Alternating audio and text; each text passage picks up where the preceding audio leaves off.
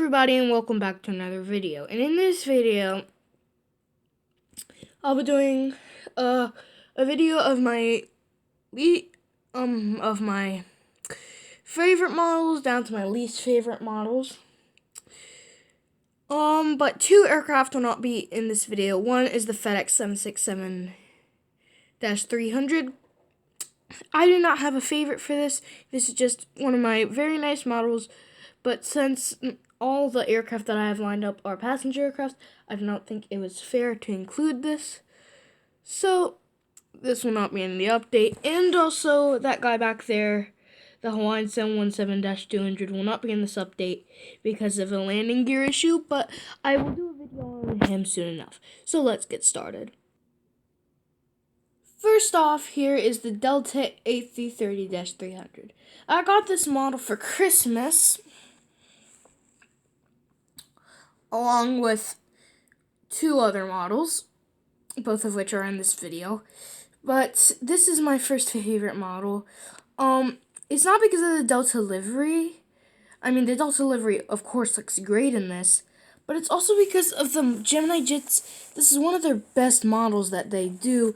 It's because, the engines are perfectly sized for an A330. Landing gear is perfectly fine.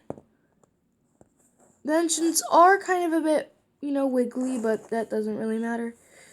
But the biggest thing is that, look at the wings. Oh, I just realized that. Oh,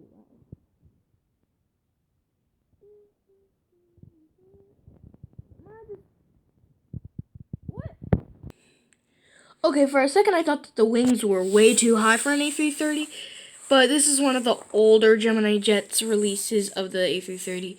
So yeah, the wings are a bit high, but they're perfectly normal. But yes, this is a very nice model. And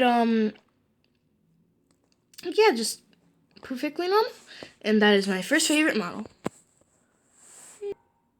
In second place here we have the Tadorm IL-62M. This might come as a surprise to some of you, but it is a very nice model. The dimensions are perfectly right for a single aisle aircraft. Engines look obese and fine. And rotating angle, very nice. It's nothing wrong with this model. It's just perfectly good. Landing gear, perfectly fine. But overall, yes, it is a very nice model, and I love it to have it in my collection. Here we have a very, very old release. In third place, we have the Emirates A340-500. This was one of my first models. My first three models that I got were the FedEx Express, 767, Hawaiian, and Emirates. These were all my first models. And this one is really nice. Apart from some gear falling off because I was little and I pulled them off. This is a lovely model. I just like it so much. The nose cone is awesome. And the engines are exactly how they should be. The tail's nice. And all the dimensions are exactly what they'd be like on an A340. This might meet some criticism, but in fourth place, we have the Delta 737-900ER. So, I know a lot of people have some criticism about how the winglets would be too large, but I really can't see any major difference with the winglets. Well, they're kind of oversized, but the livery does make up for that. The Delta livery looks very nice in the 737, but yes, the engines are really nice, actually. Yeah, that's really nice, and I don't have any other really major comments on that. The gear is exactly how it would be on a normal aircraft. The Wi-Fi dome, really nice antennas. But yes, this is your very nice plain 737-900. I would highly recommend it. In fifth place, we have the Air Canada Express ERJ-175.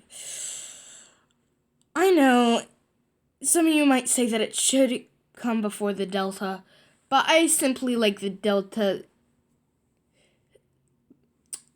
737 better than the ERJ 175. In between the ERJ 175 and Delta would be the Hawaiian 717, but that is currently out of action. But it is a very nice model. I love all my models. I'm very thankful for all of them. They are all amazing, detailed, highly detailed models. And really, none of them are really wrong. I just organized them. They're all good models. This is what I have to say. They're all good models. But this one, I don't really have any words for it. It's a nice model that you should probably get in your fleet if you have a East Coast airport like Reagan or Dulles or Baltimore. Actually, I don't think they go to Baltimore. Or New York or... yeah, I just highly recommend it. In 6th place, we have the United Express CRJ 200 in the chrome livery. What did I say? Not chrome livery. In the Battleship gray livery. There is only one thing that I really have to say about this, is that Gemini Jets, come on. You have the CRJ mold nailed. But the thing is, the cockpit and nose, I'm not exactly a big fan of the nose. Should be a bit more pointy, I'm pretty sure. That's just a bit weird. But it is a very nice model, but I would prefer if it would be in the normal United livery. Not the new livery, but the standard livery, like the Continental livery. That's what it is, yeah. I would really like it if it could be in this livery, that livery. But there is nothing really wrong with this model. The nose gear did fall off. The landing gear is a bit close together. Like, landing gears don't even roll, though. That's another thing, but... meh, whatever. It's not that bad. I was thinking, because on the box it showed it was in the flaps down configuration. Didn't see that, but, you know, it's another great model, and I'd highly recommend it. Right here, in last place, 7th place, we have the United Express -8 Q200. Now, this is only in last place for one reason. Now that they don't fly anymore, I have no particular need for this model, but I keep it in my collection because I just don't want to get rid of it. I remember when these aircraft used to fly to my airport like crazy. My home airport, that's what I mean. But now that they're retired, I have really no use for it, except for just keeping it in my airport. It will most likely stay at this airport until it becomes so unrealistic that every single one has been retired in the world. But it has great proportions, landing gear, whereas it actually fell off the whole thing, but my mom managed to glue it all back on. So thanks to her, the propellers are standard. It's a very delicate model, but it is a very nice model to have in your collection. So yeah, guys, that does conclude the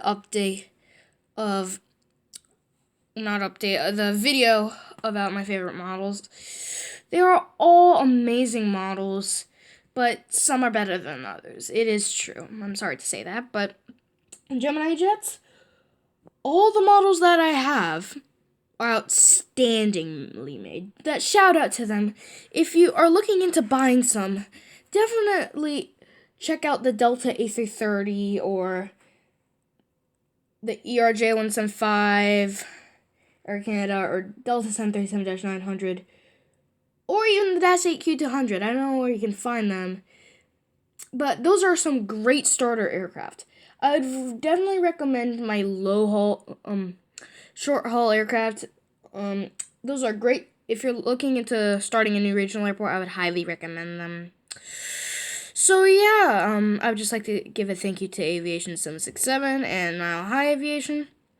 Subscribe and like, and I think that does sum up this video. Once again, I'll see you in the skies.